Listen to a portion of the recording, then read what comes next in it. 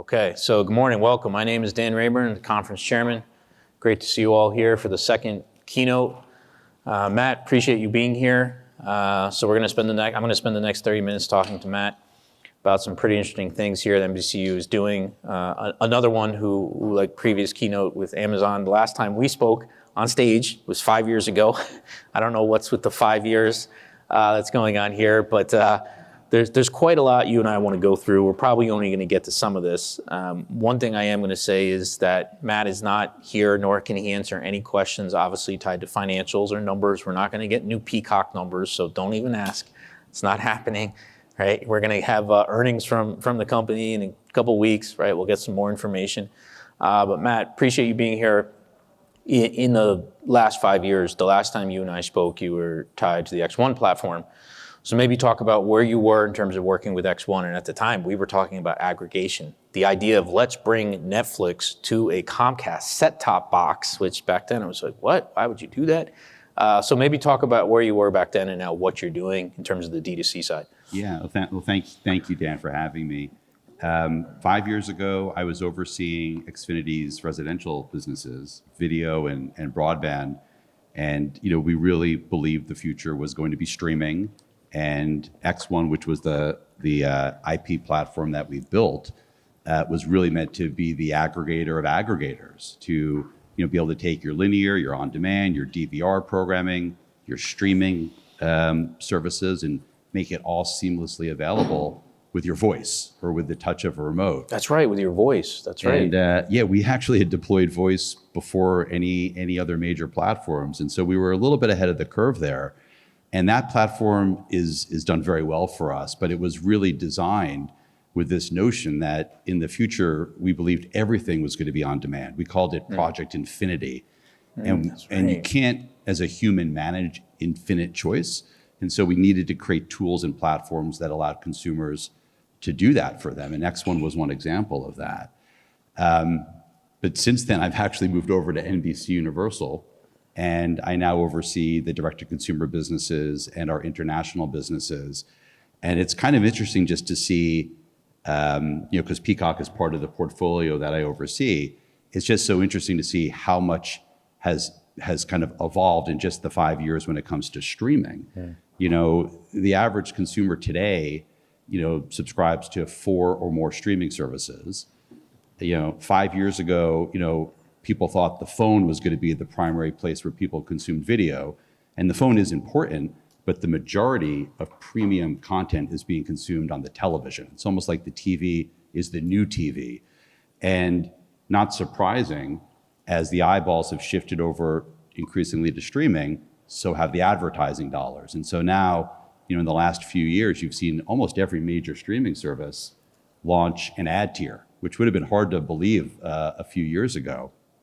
And as a result, it's had a pretty big paradigm shift in things like rights and how content's getting licensed, and even sports rights, where the leagues are obviously very much entrenched in broadcast and cable because of the reach that they provide, but also ensuring that there's enough licensing of sports rights for streaming services to expand their audiences and go after younger demographics. And so it's been a pretty a lot of these were things that in some ways we anticipated as we increased our broadband speeds and as we deployed these platforms. We knew that this was going to create a whole lot of innovation in the market, but it's all in many ways like coming together, and it's exciting. I think it's very exciting to see. You'd see the one thing I guess I would also say is I remember very clearly 5 years ago, people were talking about the death of linear TV and the death of live TV, and forever. That was grossly overstated. Yes. I mean, that's just not true. I mean, and we knew this inherently, and which is why we actually launched with Peacock with linear channels, dozens of them, because linear is still a very, very important component to how people consume video, how they enjoy video, and millions and millions of people still watch and use linear TV. And so it's not one or the other. I think this was one of the things that I realized and others have realized at NBC. It's linear and streaming together is actually a very, very powerful combination. We even manage our businesses where the broadcast network, our cable networks, and things like Peacock, they're all part of one portfolio, because we really just see it as two sides of the same coin. It's just giving consumers more choice and having these platforms work more complementary together versus seeing them as competitive. And real quickly, what are some of the other brands you're managing besides Peacock? Because there's a lot. Yeah, well, so just the major ones, so they know. Yeah, the major ones, in addition to Peacock, is Fandango, Vudu, which is now Fandango at Home, Rotten Tomatoes. We also have, transactional Golf Now and Golf Pass, which are businesses. If you're a golfer, you may be familiar with these, where you could schedule your tee times using our applications. I also oversee our global businesses, and so we distribute content, linear networks, and streaming in almost every major country. And so I oversee our portfolio of linear networks, including some of the joint ventures that we have, like Sky Showtime with Paramount in Eastern and Central Europe, and we have a joint venture in Africa with MultiChoice called Showmax. And so I also oversee, or I'm part of the board of those ventures. Great, that's helpful, thank you. So let's jump into Peacock, because you mentioned, advertising. It's hard to believe that Peacock is coming up on its 4-year anniversary already. You know probably the exact day. I don't remember. July 15th, 2020. I figured. It's your baby, so I'm not surprised. 4 years, and from day one, advertising was a big part of that. Always, it was built into it. And we're only, you mentioned, we're only seeing some others getting into AVOD now, or in the last, let's call it, year or two. How did you think about AVOD beginning from day one? Because the two things you had was AVOD, and you talked about the linear channels. Yeah. It's very different. I think part of it was, I think I was very fortunate because I managed the video business for Comcast before I came to NBC. And so I just had more visibility into understanding how people watch TV, the different business models. And at the time, again, going back 4 years ago, the streaming market was predominantly focused on two things: ad-free and binge viewing. It was all about binge viewing, scripted dramas and movies. And that's definitely one part of the business model and how some people watch television. But TV is so much broader than that. TV has a pulse, TV is timely. And we realized that the opportunity for us coming into the market was the white space was to anchor ourselves as a premium ad-supported business. And the ad-supported was important because we anticipated that as people migrated over to streaming, so were the advertisers. And if everyone's focused on ad-free, then we're in a really good spot if we can position ourselves as the premier ad-supported streaming service. But we're a dual revenue stream business today at NBC. We have subscription. We collect license fees as well as advertising. And the bigger opportunity for us was to be a dual revenue stream business in the streaming space. And that was the vision that we had for Peacock.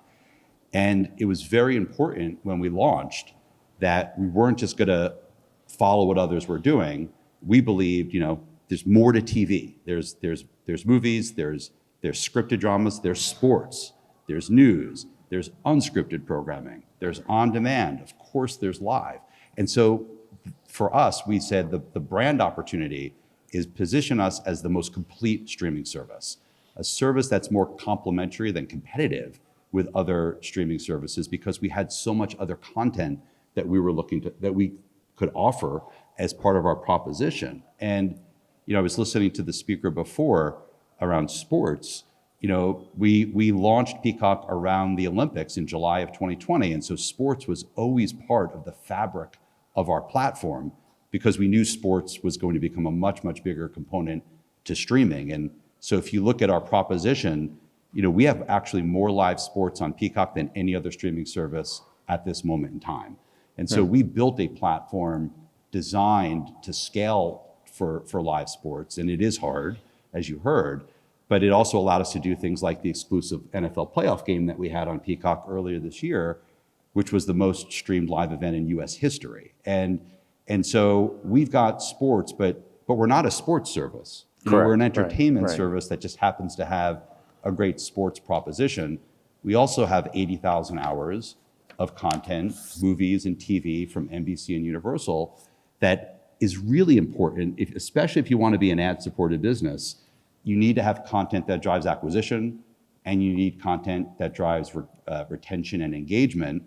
And because we were built in a way with an eye towards advertising, it also allows us to do things with advertisers today, like you could purchase things through the ads on Peacock. Or if you pause the video, we're able to put up targeted billboards, like things that are not, they're beyond 15 and 30-second spots. It's really trying to think through, how do you create a really endemic experience for consumers that's premium, but could also be very targeted and personalized for advertisers. And it's allowed us to create, I think, a very unique positioning in the market compared to where others were 4 years ago. Let me go through some numbers real quickly. So in Q4, Peacock gained 3 million subs. You ended 2023 with 31 million total paid subs. Note that is paid subs. That's important. Subscriber numbers. Also, 2023 marked the peak in annual losses at Peacock, so that's good as well. I also peak investment. All right. Okay, this is a quote. This is a quote from Comcast. 2023 marked the peak in annual losses, but I see what you're saying. I get it.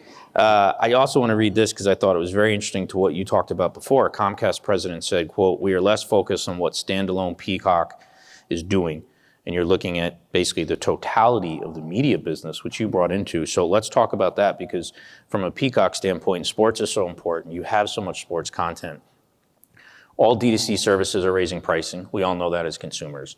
There's definitely a fragmentation in terms of sports, in terms of where you can get all your content. Sports is important to you. So how do you view, because you're looking at this from a streaming and a broadcast TV standpoint, how do you view what rebundling is going to look like down the line? And not in the next couple months, because there's still so much taking place, but 2-3 years from now, the way content is bundled and packaged, does it look different, or are we still fragmented? Yeah, it's a really good question. There's a couple of points that you kind of brought up. Let me try to unpack them. Let me start with the consumer. I mean, I think that there's a lot of fragmentation that people are talking about with streaming. Like, I can't find who has what show, what movie, what event. That's actually not new to streaming. I mean, that's existed for years. People would say the same thing. I've got hundreds of channels. I don't know how to find anything, or I've got to subscribe to different tiers to get more movies or sports. And so that's inherently been part of our industry from day one. Do you guys remember in 1998 Channel Seek? Remember the company Channel Seek, so you could find what was on? This is a problem we've had forever. It's a problem that we've had forever. It's just, I think, extrapolated onto streaming because it's continuing with streaming as well. The irony, of course, is I think with Comcast, we solved that with X1, but obviously, not everybody has X1. But I think there's a couple of things that I'm trying to connect the dots on where do we think this is going to go with your question about bundling. And there's a few things that I think, there's two dimensions that we look at. The first is, what's the consumer share of wallet? What's happening with the consumer? And a lot of people, they signed up for streaming because they thought they were going to save money. Right, and, initially. Cut the cord, I'm going to save money. And those of us who have been around long enough know that that was probably a siren song. I mean, the cost of content hasn't gone down. The cost of content's actually increased because you've got more premium content available now than at any other point in the history of television. And so it was inevitable that media companies were going to want to take their prices up to move towards profitability. And the result is, I'm a consumer, I subscribe to 4 or 5 streaming services, now my price is going up. I could very well be paying more and getting less than what I used to get when I subscribed to cable. And so that's one real dimension that's happening. The other dimension is the fragmentation of choice that you kind of alluded to. And if it's hard for people to find what they're subscribing to, then that leads to churn, right? Because the less you watch, the less you engage, the higher the propensity you have for churn. Now, the way that this got solved in the pay TV business was through bundling, right? The consumers say they don't like bundles, they like a la carte, but really consumers gravitate more towards bundling because it's a very simple proposition. The more you buy, the better the value. And if you're part of a bundle, you can also easily navigate all of the choices that are part of your bundled subscription. And so I think that this is taking us, towards almost like a great rebundling, or another way to say it is back to the future. I think that these signs are just indicating us that we're going to move more and more towards a world of a rebundling. It doesn't mean direct-to-consumer goes away, because direct-to-consumer is important because consumers need choice. And we're never going to want to take those choices away. But I think increasingly you're going to find more and more subscribers from streaming services are going to come from some form of bundling. And I actually spoke about this 5 years ago. When it comes to us at NBC, as I mentioned, like we really do. I mean, we distribute our networks on every major platform. But if you look at Comcast, our parent company, Comcast also takes Peacock and they distribute it with their high-end broadband subscribers. And that's a great value proposition because it's part of the broader relationship that we have with Comcast, who also license our linear networks. And so I think the linear networks and the streaming services, not only can they work better together in how content flows back and forth between some of these platforms, but I also think it gives us a different way to speak to our distribution partners and how do we make sure we're providing the right amount of value. Yeah, to me, I think streaming is a new pay TV bundle. That's the way I think of it. I got two other things I want to cover before we run out of time with you, because I think they're really important and people will know this one. So the way content is licensed, the fact that you license Suits, right, to another distributor who people would say competes with you, I think it's interesting what we've seen in the last 2 years. Now, to me, this makes sense. You have content. You want to get the most value out of your content. You want to get paid the most for your content. But can you talk about just a high level quickly, the strategy of when you decide, why do you license Suits to Netflix versus keeping it on your own platform? Yeah, well, again, start with we're trying to maximize the value of our content across the portfolio. And so it depends on the content and the window of the content. And so let me just start with Peacock at a high level.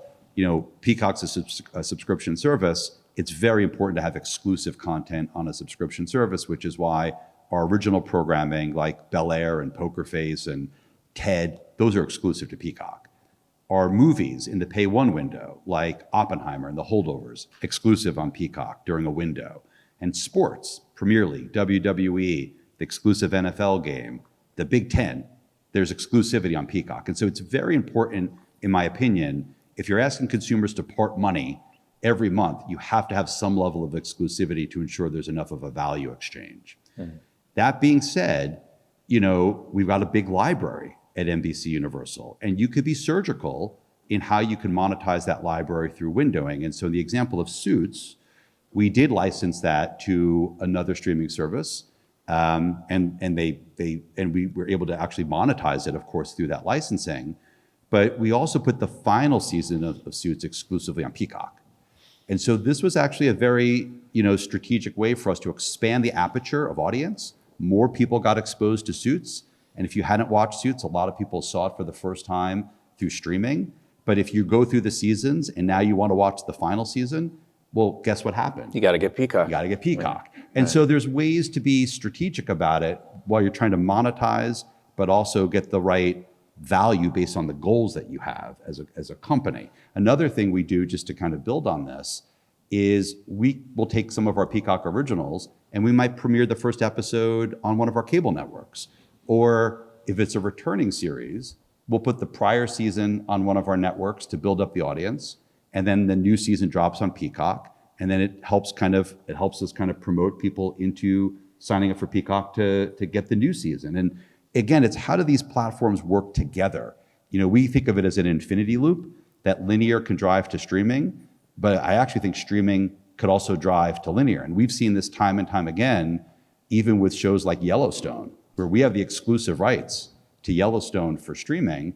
And we actually believe that we helped build up that audience on Peacock, which then benefited the linear seasons when they would show up, on the Paramount network. And so these are again, if you could thread the needle, these are very, very complementary platforms, but also you could do the same thing when it comes to how you license and how you window your content. So get the most out of your content, makes sense. You're a business, not a charity, and drive people to Peacock with exclusive content.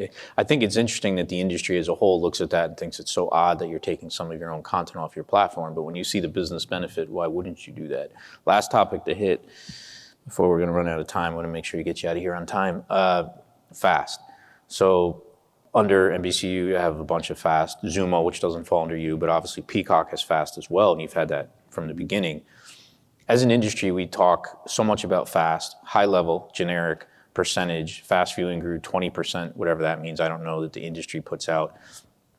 how do you think the industry should define success with FAST? Because at some point, this is P&L, it's profitability, right? So what are you looking at as an organization? I'm not asking for numbers, but what are you looking at in terms of what FAST is doing for your business? Is it driving subscriptions to Peacock?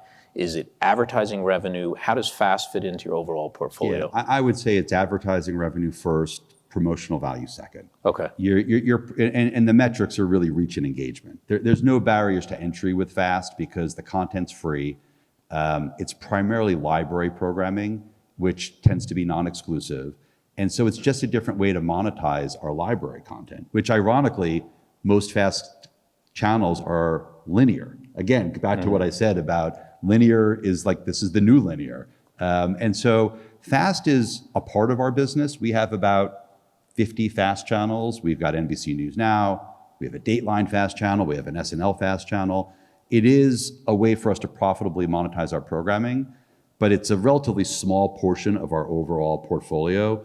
We're much more focused on subscription, dual revenue stream businesses, advertising and subscription, which in this case is Peacock. Yeah, okay. So we don't have time for questions, but I did ask for some questions beforehand as people were coming in. So I'm going to ask you this that someone asked, and it's a great one, which is two parts. How do you define engagement just at the company? And how do you think as an industry we should define engagement? Because I've never seen any real metric, even from third-party companies, of how they define that. So what does that really mean? Well, engagement, again, there's two sides to the business. It's how do you get people to sign up and part money every month? And then once they're on your platform, how do you actually get them to engage with your programming? And so for us, the metrics, I'll give you the numbers. We have over 30 million subscribers. We generate about $10 a month of revenue per subscriber. And we average about 20 hours a month per subscriber consuming content on our platform. And there's a direct correlation between the more you watch, the lower your churn. And so a big focal point for us is how do we, this is like 180 degrees from how I think people defined streaming services a few years ago. Streaming was all about no urgency. You watch it when you want to watch it. On your time. On your time. Right. And if it's a Saturday and you want to lower the shades and get a big bowl of popcorn and binge watch 10 episodes of a show, that's great. That's not really where I'm focused. I'm focused on how do we actually increase the frequency? How do we make somebody open up the Peacock app every single day? Interesting. And that's different than I think where most streaming started. But think about how you use your phone. How often do you check your phone? Hundreds of times a day would be my guess. How often do you turn on the TV? You turn it on, you watch it, and then what do? You turn it off. That's not the paradigm I want to be in. I want to be in where you're opening up our app every single day. And to do that, it requires a rethink on what are the types of values that you can offer in your streaming platform. And so to do something like I'm describing, we want to evolve Peacock from a video platform into really an entertainment platform, giving people more value and more reasons to open up our app and use it every day. And so if you're watching The Real Housewives on Peacock, and then you want to talk about The Real Housewives, or you want to find others who like The Real Housewives, well, that should happen on Peacock. If you watched an SNL sketch and you want to share it with your friend, well, that should be happening on Peacock. And so how do we start changing the types of values and product features that we can offer on our platform to increase the frequency of use, which then drives more engagement? Super interesting. How often are they opening the app? Yeah. Well, Matt, appreciate you being here. Appreciate your time. I'm going to make a quick announcement here. So Matt nicely adjusted his schedule to be here this morning. He has to leave right now for a flight. I'm literally going to have my guys escort him out of the room. So I know people want to come up and ask him all kinds of questions. Sorry, he needs to make a flight, but you've got NBCU people here, yes, right? So maybe they could reach out to them. Should we point them to Tim, or who should we point them out to? Yeah, they're in the back. Fine. So they can come up to the front. If you have questions, they can connect you with Matt, but we need to get him out of here right away. So appreciate you being here. Thank you very much. We'll start the sessions in 15 minutes.